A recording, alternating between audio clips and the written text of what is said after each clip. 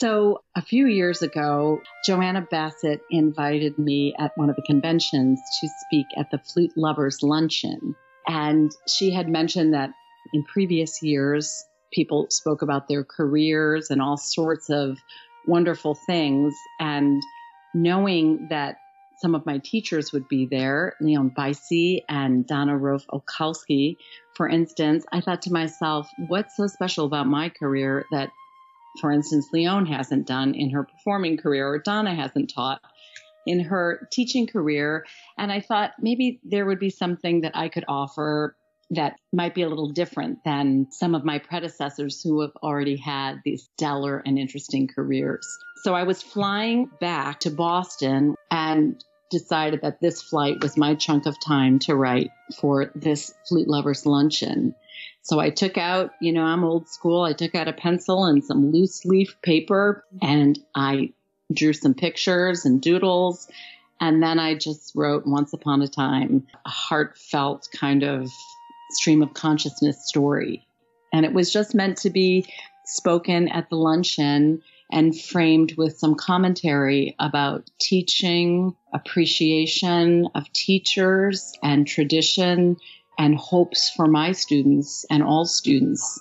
At that luncheon, Patty Adams was there. So she's a stellar flutist and piccoloist, and her art is of equal caliber. I mean, it's gallery quality. So Patty came up after the talk and said, I'm going to illustrate this story. We're going to make a book. It took at least 2 years. And then, of course, it goes to Patty, who has been thinking about illustrations and how she would want to, portray our flutist and that sort of thing. So then it had a life there. My story, and I'm fond of saying this, and I don't mean it in a deprecating way, my story is small, and it's meant to be small. It is a piece, a tiny speck of all of us. Patty's illustrations are vast and expansive, and that to me was a special piece of the book. Part of that perfection fallacy, that we all buy into actually at some point, or tragically forever, is partly to do with the refinement of our craft. I mean, we are expected to demonstrate skill sets at a top 1% level. And so the word perfect has to surface when you're dealing in a 95 to 100% bracket of execution. But I also think that has a lot to do with kind of the reverence we had or have for our teachers. I always say Mr. Baroni, Clement Baroni, who was the piccoloist of the Detroit Symphony, who I worked with after Donna Olkowski, those two teachers just virtually walked on water for me. Those people really had the same passion, and they showed a real potential. And then, of course, you go to college and you start refining those skills and reflecting and observing music in a very different way. Dorio Dwyer, the former principal flutist of the Boston Symphony, and her sheer artistry.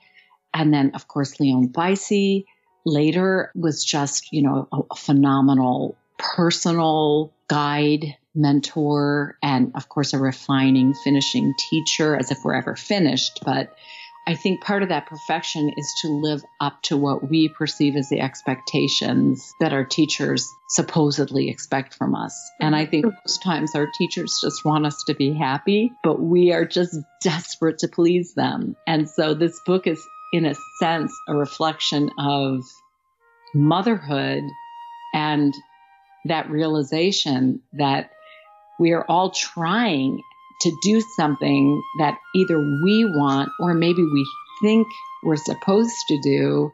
And that my hope is, from my own daughter, myself, my students, people in general, is that we'll figure out what we're going to do all on our very own and through our own trials and tribulations. And guess what?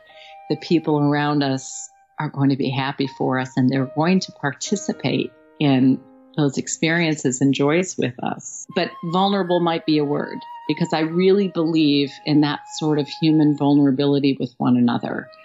And I don't see what else we have going for us as humans if we neglect the softness between us.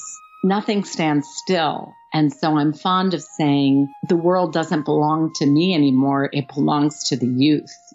It belongs to the next generations. And I hope that they'll hear that, because that means it's theirs to form and theirs to have vision and theirs to imagine. You know, you have to practice with your tuners, your metronomes. You have to record yourself. Can I say that again? You have to record yourself. Let me say it a third time. You have to record yourself. And then guess what? You have to listen to those recordings and listen to those recordings and assess those recordings and imagine it's not you, that you didn't know what you attended. Okay, that's my public service announcement.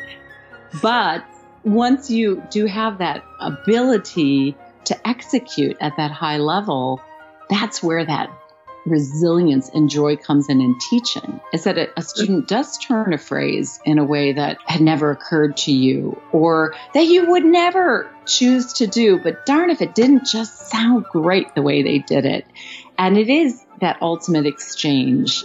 And I guess the permission comes on both ends. The permission comes from the teacher who grants the student the right to follow their path, but the student grants the teacher the right to see things differently too.